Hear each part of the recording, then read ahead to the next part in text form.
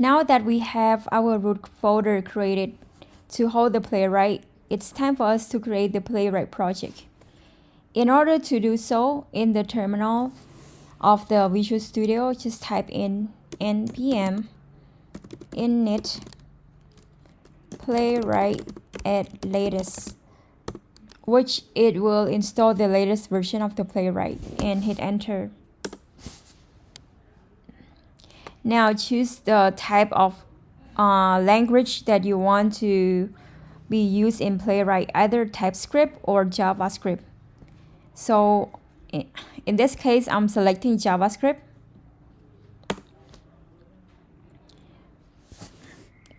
And where you want to put your end-to-end tests, just in this by default is test. That is the folder for holding your test. So right now I will leave it as a test for now. I don't want to change the name of the test folder.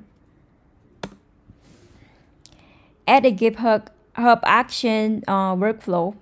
So right now, if you want to add, you can change the value to true, or if not, just leave it on default as false.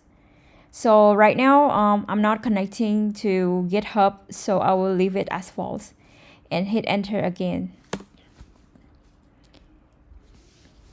Install Playwright browsers.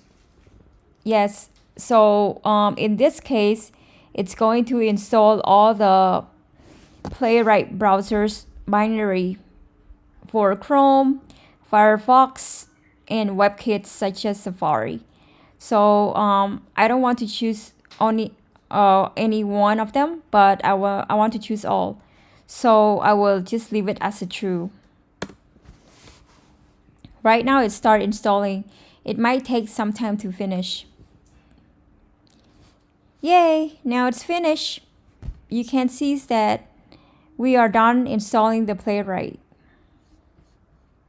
Earlier, we installed the Playwright package using the VS Code terminal. So right now, let's open and explore this package on the VS Code editor. By do so, just clicking on Open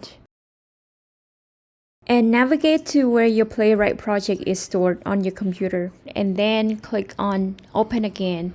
Then your project will be open. Sometimes a permission pops up may appear.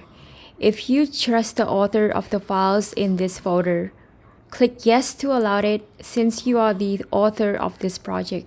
Now that we have finished installing the Playwright package on our computer, the next step is to explore it. Thank you for watching. See you next time.